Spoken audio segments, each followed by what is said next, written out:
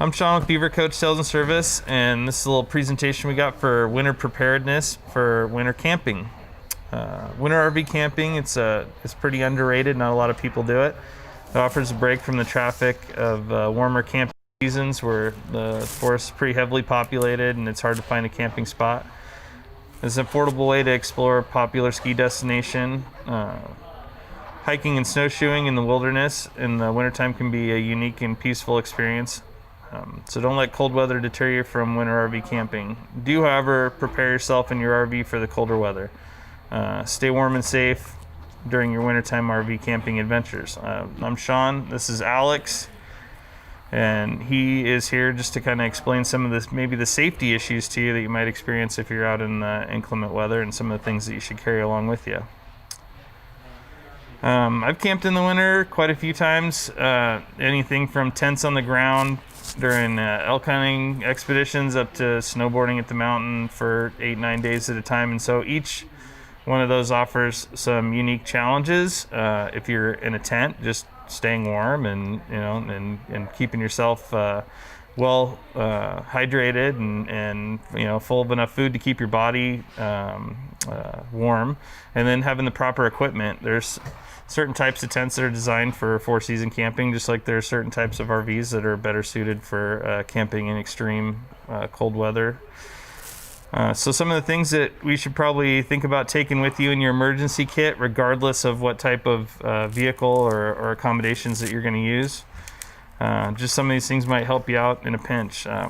It's a high-quality duct tape, some jumper cables, because especially in cold weather, heavy battery usage will drain them down to a state of discharge where they may not be able to crank your vehicle. You may need some help. Emergency reflectors in case you get in a breakdown on the side of the road. If you have a towed vehicle or you're towing a trailer, having good quality tire chains so you can get yourself out of a stuck situation, or sometimes they're required if you're crossing a mountain pass. Some radiator stop leak. There's a company called Bars Leak that makes a really good product that you can use in a pinch to fix your leaky radiator. Just pour a vial or two of it into the open radiator cap, and then fill the rest with water, and expands, and it'll fill the holes, and that'll get you off the side of the road. Good quality boots, gloves in a stocking cap, anything that'll keep your head. You lose a lot of heat through your head, so keeping your head covered. Good quality jackets, things like that. This is a down coat. It's a 600 fill coat. It tucks into its own pocket. They don't take up a lot of space. You can put them under your car seat. It's something that's good to have. Good base layer that will wick away the moisture but still retain some of its insulation qualities. Most of those things are either wool or synthetic. You don't want to wear cotton if you're outside working hard. It'll absorb moisture and it'll actually wick heat away from your body. And then a good hard outer shell that will resist the wind and also shed any moisture if it's raining or snowing. All those things will keep you warm and comfortable down to pretty low temperatures. So for your vehicle, filling your unit with fuel, making sure that your propane's full and the DEF is full. If you've got a diesel, you don't want to run out of those things on the side of the road. They could leave you stranded. Having some good road flares, once again, in case you break down. Also, they're a great fire starter. If you did have to start an emergency warming fire, a road flare is a quick and easy way that it's hard to extinguish a road flare. It sure is, yeah. Great idea. Kitty litter is good, or sand.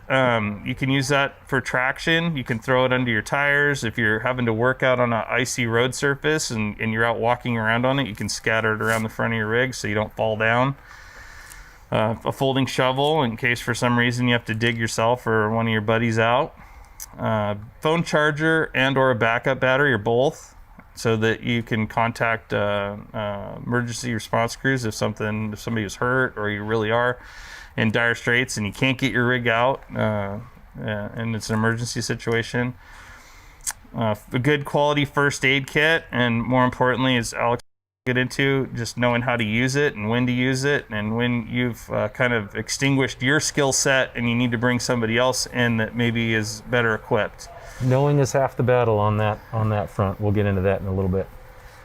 Yeah, so if you have any food allergies, making sure you have an EpiPen. If it's something that you carry with you normally, you know, that's something that you're going to want to keep with you all the time. Most people that have those kind of allergies are aware of it. I know that, you know, something that's easy to forget is you're rushing out of the house wanting to go have fun. Ice scraper or snow brush just for clearing your windshields. Make sure your windshield wiper fluid is topped off. Food and snacks that have an extended shelf life. Things like, you know, energy bars and things of that nature that'll keep for a very long time. You can store those in your vehicle, someplace where you don't think about them until you really need them. I always travel with a good quality sleeping bag that's got at least a 0 rating.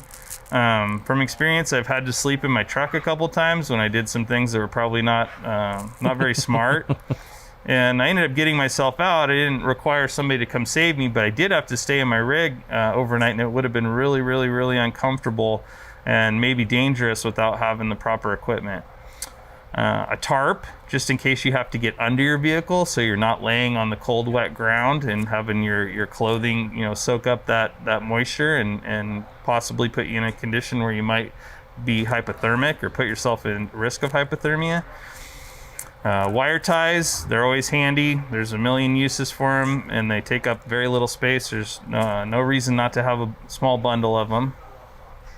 Basic toolkit, things like crescent wrenches and pipe pliers and things like that. Just a small set of wrenches. Doesn't have to be anything crazy, but just something that'll help you out. Screwdrivers and whatnot. Hose clamps, they can be useful for a lot of different things, including, you know, if you have a broken hose clamp. A good quality flashlight, something that is sufficient and has sufficient light. You can use them, you know, to illuminate your workspace or to signal people, you know, that you're in distress. So it's a something good to have in your vehicle at all times anyway. Spare fuses, look inside your fuse box. There are a lot of proprietary fuses for certain vehicles. You want to keep at least a couple of those in your glove box, and along with the more common mini fuses and whatnot. And then a good lighter or a magnesium fire starter, or both. Once again, they don't take up very much space. So maybe there's some things that Alex could add that you might want to keep with you too. Yeah, I obviously my point of view is going to be coming from the sort of fire safety rescue side of things, and what I want people to think about is traffic's for anybody, but certainly for EMS personnel, anybody on the road is the number one safety concern. And so I kind of step back to step one, and I think to myself, if you do have an incident out there and you are on the side of the road or you are in the middle of the road, and you do need to get out for whatever you're going to do, step one is making sure that you can be seen. So I would recommend we go back to this list that Sean was talking about, and we list things like the standouts for me are, you know, emergency reflectors, boots, gloves, stocking caps, road flares, kitty litter, phone charger, backup first aid kit, that sort of thing. Have a kit compiled with just some of those basics in it. And what are you going to do when you step out into the surface that created the situation? If it's a slippery surface, you're unsure, it is snowy, it is icy, make sure that you can be seen. So tuck a safety vest next or just under your seat or on the side of your seat, somewhere that you can grab it and just sling on before you get out. As you're driving along, if you can stop somewhere beforehand and make sure that you have a set of shoes that have boot chains on them already, or have them next to your chair, you can slip off your driving shoes or whatever you're in, and you can put those boots that have pre-staged chains on it so that when you get out, you're not a hazard as well, and it keeps you safe. A headlamp, or you can even buy one of those hats that has the lights on your bill. So visibility, being seen, and making sure that you are safe as you're doing any of the troubleshooting on the side of the road is my number one concern. And I urge you to think about those simple supplies that you can stash somewhere directly within reach, that you can don and doff easily, you can put on right away and get out on the side of the road and make happen whatever you need to happen. Furthermore, If you are in an accident, I would urge everybody to sort of let the professionals handle it, especially if you're in the middle of the road and it's a blocking incident of some sort and you can't move anymore. Everybody knows the number, dial 911. Hopefully you have in mind a good idea of where you are, or they can triangulate using your cell phone and they can literally come to your rescue and set up all the road flares and set up a roadblock and do a shadow with their engine and all those sort of things that we do to keep people safe on the road. If it's a situation where you're going to get out, make sure you can pull off to the side of the road as far as you can, off the shoulder as far as you can. Even in those situations, when you get out with your boot chains and your hat and your reflective vest and your lights, it's still a dangerous situation. So in those situations where you know you might be there for a while, you're tracking down whatever issues you may have that pulls you off the side of the road, and you think you want to make yourself more visible, which I am all for. Maybe it's not an emergency situation in terms of traffic, but you've got to track something down in your RV. At that point, then you can put your cones out, your lit cones from your other emergency kit that you had to get into from the exterior, one of those exterior bay doors. Then you can make that happen. But it's all about safety. Just make sure that you're seen, make sure that you've got great traction, and that you can handle appropriately whatever you need to track down once you're out of the vehicle. Yeah, and just remember that all the cars on the road with you are experiencing the same conditions that you are. So good point. If you're in a situation where you put your vehicle in a ditch and you jump out, just be aware the guy behind you is going to hit the same patch of ice that you just hit, and he's probably going to end up in the same place you are. More often than not, you see where somebody bails out of the rig immediately and puts themselves in an extremely dangerous position. What Alex is getting at is just you can't help anybody if you can't help yourself. If you can't keep yourself safe, you can't keep anybody else safe. So just be mindful of what you're doing. Yeah, absolutely. And there are some, I'll just go over quick, some what we call the watch out situations out there. And know that, the rest of the traffic will disregard your scene. If they're feeling fine and they feel like they can drive past you and they're not in any sort of emergency, they are going to whiz right past you. So just know that on the safety side of things. But they're experiencing the same hazardous weather that you are. Any nighttime situations, limited visibility, plain and simple, that's always a watch out situation. Medians, curves, or hills diminish people's visibility to see you. If you're in the middle of a blind corner, that is always a watch out situation, and I would be very aware of what you're doing on the road at that point, and you might want to call 911 first. Any people who stop in time to help you out, they become hazards, and just know that. People crossing the median, for example, are always a watch out situation.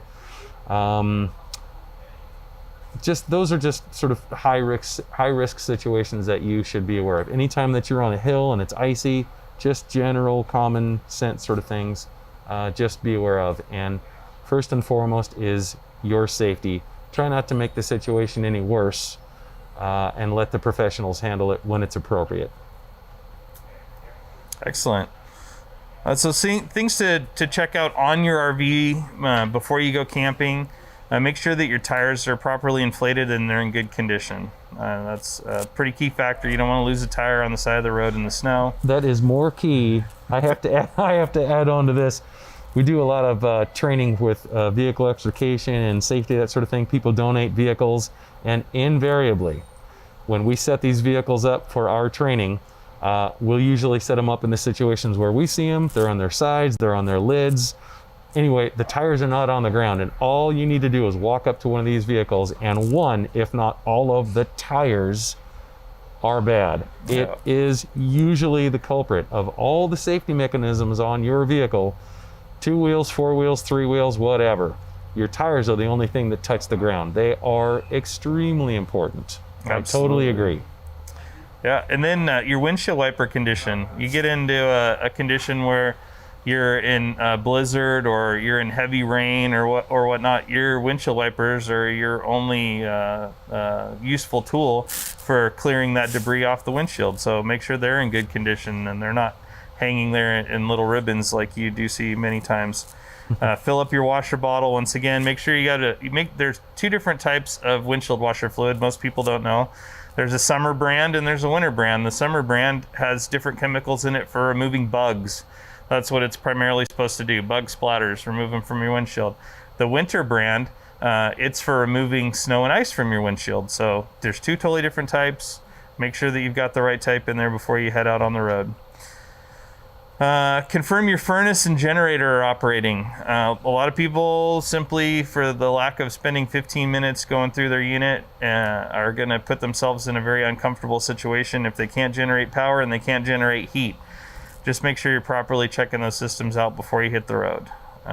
Check all your fluid levels, transmission fluid, differential fluid, engine, coolant, engine oil, all those things that could put you on the side of the road. Definitely want to check them out.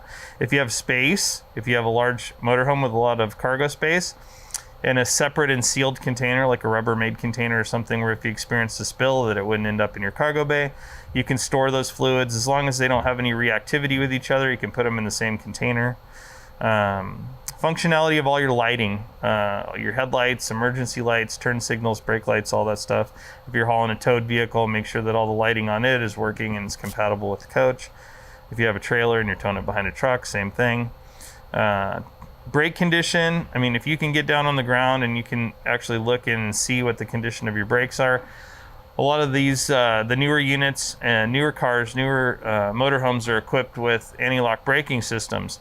The only time you're really going to experience any positive results from your anti-lock braking system is if the brakes are in good condition. During summer months and things of that nature, you will almost never have use of your anti-lock braking system on a large motorhome. When you are going to need it is if you're trying to stop on a slick surface, and that's when it really makes a huge difference. So making sure that your brake condition is good. Batteries as well. Battery condition, not only for running the interior appliances, but also for starting. When you get down to the freezing point or below, it's really hard to start a big diesel engine off of a battery that's questionable. So just making sure that your batteries are well maintained, that they're not aged out, that they don't have any dead cells or anything like that that could possibly once again put you on the side of the road. Same thing with your towed vehicle. Make sure that it's in good condition, all of its safety equipment is intact, that it's also fully fueled and prepped, because you might need it. That may be, you may have to abandon your rig on the side of the road. I know that sounds like an extreme condition, but in some cases they'll shut down the mountain passes. They won't open them back up again until they're clear. It may be you may not be able to turn around. It might be your only route back to civilization. So that's something to think about as well. If you need to exit your vehicle, I think we've covered that pretty well. In extreme weather conditions, just be conscious. In the most extreme conditions, if you're out not really back country camping but backwoods camping, and you drive in on an unimproved road and the weather conditions change overnight, you get a large amount of snow or something like that, and it sticks you in that place, the last thing that you want to do is abandon that vehicle. All your resources are at the vehicle. It provides shelter. There's usually everybody in the world that's going to be looking for you is going to be looking for your car. People that walk away from their vehicles in the wintertime put themselves in an extremely dangerous situation. Unless you are a very well-versed woodsman or outdoorsman, and even in that case, unless you're properly equipped, you just put yourself in a very dangerous situation where you've left all your resources behind. That is, and I think Alex will probably be able to expound on that. That's the last thing that you want to do. They're the people who usually don't come back, unfortunately. Your best bet is to what we call shelter in place. Stay where you are, make sure you have good communications, and then people can and will come find you. In the wildland setting, we have something called LCES, Lookout Communications, Escape Routes, and Safety Zones. If one of those things break down, we have issues. And you can practically apply that to a situation where you've gone in on an unimproved road, a fire road of some sort, and it's not a loop, and it's going to be difficult to turn around. Didn't check the weather changes on you. This is a very likely and practical scenario. You find yourself really snowed in. You've traveled into the Cascades. You've traveled into Montana degrees. I mean, you're supposed to be, 98.6 regularly during this COVID area. Obviously, everybody's taking everybody's temperature, so everybody's pretty familiar with that sort of thing. You're not right at 98.6. Some people are 98 or 97, as low as 97, but you get below that, 96, 95, 94, you're starting to be hypothermic.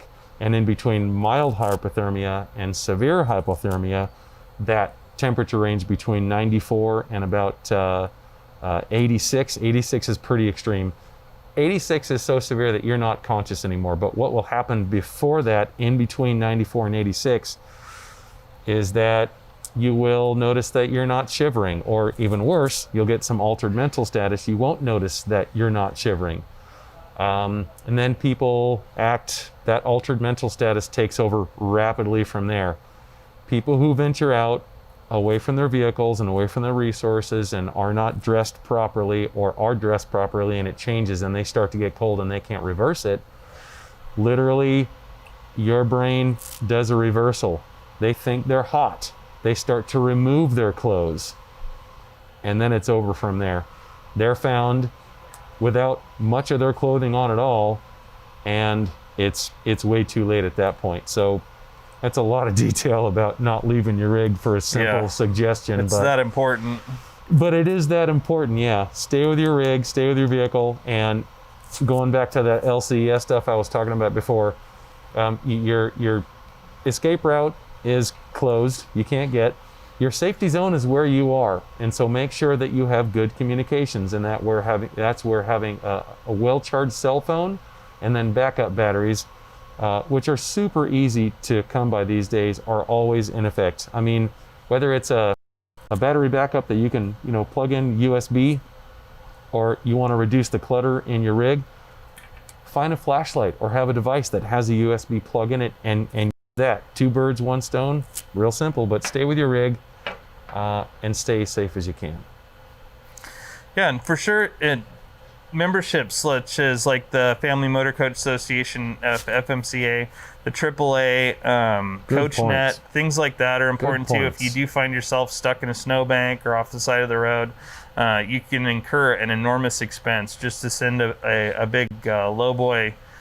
Is a handful of dollars a month. I've seen them that not only help people get out of the ditch, but also help them find a place to get their vehicles repaired.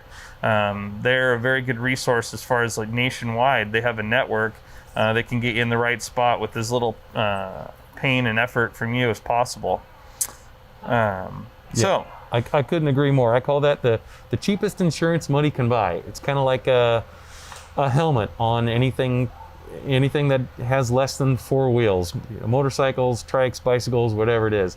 No matter how expensive a helmet is, it's the cheapest insurance money can buy, because it'll keep you safe and save your life in a lot of cases. And these low monthly premiums for AAA or whatever you have, man, you probably won't need it, but when you do need it, it is so worth the money, and you'll be out of the situation and moving on with your regular life. Excellent. So a couple tips. Just first tip is to ensure that your furnace and heater is working and operational. I mean, I can't overemphasize that. Anybody that's camped out in one of these things, they instantly become a cooler. It'll be just as cold inside as it is outside, and it happens in pretty short order. Most RVs weren't really meant for extreme cold temperatures. They were meant for pretty mild temperatures when you can be outside enjoying yourself in a pair of shorts and maybe a sweatshirt. So depending on the nature and duration of your stay, you may choose to skirt your RV. If this is something where you're going to camp for weeks at a time, or possibly use it as a residence, all that is just sealing off the means for the cold air to travel freely underneath your vehicle. And so what that does, it helps you retain some of that heat between the ground and the bottom of the vehicle. Your pipes won't freeze as fast, and they'll freeze at a much lower temperature. So yeah, and low-lying pipes, drain pipes, things like that. There are heated freshwater hoses if you're in an instance where you have fresh water and power available. So if you're in an RV park, camping in extreme cold weather, which we do in Central Oregon, most of the RV parks, even in the wintertime, are completely full. And they could be full of people from out of town that are recreating. Some people are having their homes built or remodeled and they're staying in them. And some people just live in their RVs, their fifth wheels, and their motorhomes. And so that's important. If you're going to stay for a long period of time, skirt your vehicle, get yourself a good quality heated hose, and then you can route that hose in insulation next to your drain line. And that'll help keep the drain line free of ice as well, so then you can still use all your utilities. Some of the heaters using propane and diesel have registers that unload hot air into the cargo bay, and that keeps your tanks from freezing. So you want to make sure that those are operational. Some of those ducts can be shut off, make sure they're open. Some of those registers run on a little 12-volt fan off of basically like a heat register. Make sure that those are operational before you attempt to camp out in cold weather. If you're truly going to dry camp, meaning if you're going to tow your trailer or drive your motorhome into the mountains and you're going to camp off the grid, no power, no water, you don't have the ability to use your heat blankets on your tanks or any type of small ceramic heater, something you might load into the bay, my advice to you is to winterize your coach. So take all of the water out. Don't use the fresh water, fill the freshwater tank. Don't fill the gray tank or use a lot of water that's going to fill up the gray tank. And then do not use the toilet with water. You can still use the toilet, but you're going to use substitute RV antifreeze in place of water. So I've camped out for 7, 8, 9 days this way, just keeping 5 to 10 gallons of RV antifreeze, usually in the shower, because you're not going to use the shower anyway. It makes a good place to store it. It's close to the bathroom, close to the toilet. And then just use that to flush your toilet. Keep your water elevated because even the floor in the RV is going to be cold. There's no, all of those forced air ducted heaters are just blowing hot air into the living space. And so the floors generally will be fairly cold. Throwing rugs down will help. Getting heavy curtains will help instead of mini blinds. Keep your water just sitting up on the counter. You can use it to brush your teeth, wash your hands, do your cooking with, whatever the case may be. But you're not putting a large amount of it down into the gray tank or the black tank. You can dilute it with RV antifreeze if you're using, water to wash your dishes and whatnot. You got anything else, Alex? Yeah. Again, from my side of things, be safe, be seen, and have fun. Well, thank you very much. We appreciate your time. This is Sean and Alex from Beaver Coach Sales and Service, and you have a fun trip out there in the winter. See ya. Yay.